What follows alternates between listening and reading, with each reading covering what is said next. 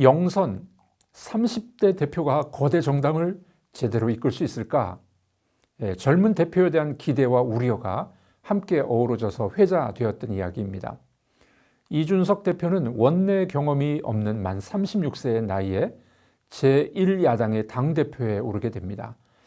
대한민국 정치 역사를 새롭게 썼다는 평가를 받게 되죠. 우리나라에서는 생경한 일일지 몰라도 지구촌 곳곳에서는 이미 30대 지도자들이 새바람을 일으키고 있습니다. 산나 마린 핀란드 총리는 전 세계 선출직 최연소 지도자입니다. 34살에 당선됐습니다. 장관직 19개 가운데 12개를 여성에게 할당해서 사회 혁신에 가속도가 붙었다고 합니다. 마크롱 프랑스 대통령은 2017년 39살에 대통령에 당선되고 왕성하게 활동 중에 있습니다. 세간의 우려와는 달리 혁신적이고 진취적인 정치로 우려가 기우이었음을 서서히 증명하고 있습니다.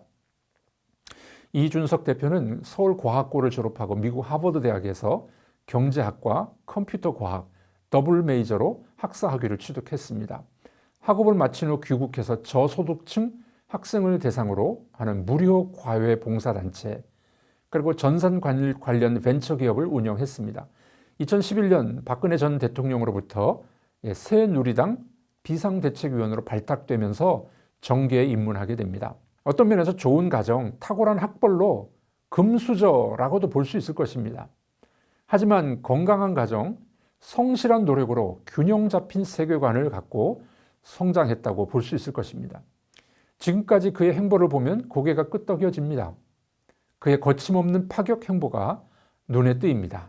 계파도 없고 이분법적 좌우 이념도 없고 지역주의도 없는 산무가 그것이라고 합니다. 당대표가 되자마자 호남을 방문하고 따릉이를 타고 국회로 출근하고 기존 정치 공식과는 차별화된 행보를 보이고 있습니다.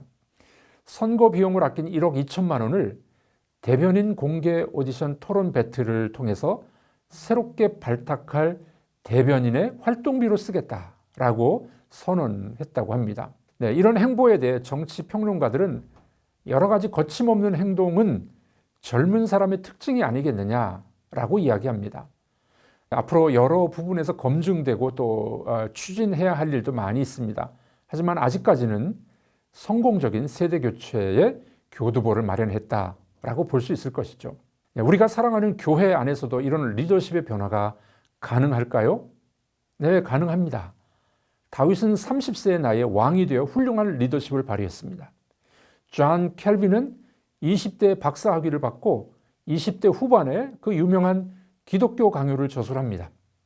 경륜도 중요하지만 젊은이에게도 지혜와 리더십이 충분히 가능합니다. 우리 기성 리더십들이 해야 할 일이 무엇일까요? 우리 청년들의 리더십을 개발하는 것에 도와주어야 합니다. 어떻게 도와줄까요?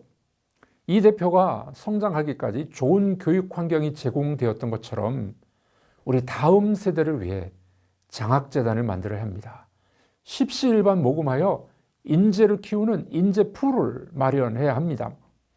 사회 각 분야에서 크리스천 리더십을 발휘할 수 있는 사람을 키워야 합니다. 그래야 교회의 미래가 있을 것입니다. 또한 기성교회 리더십도 제고해야 합니다. 교회의 의사결정기관인 당회가 좀 젊어지면 좋겠습니다.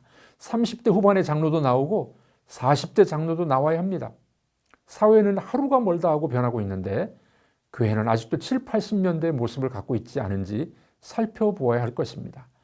젊은 리더십들이 활발히 활동하여서 젊은 세대들에게 맞는 정책을 개발할 필요가 있습니다. 사람은 키워서 써야지 저절로 크는 사람은 없습니다. 리더는 세워주어야지 저절로 만들어지지 않습니다.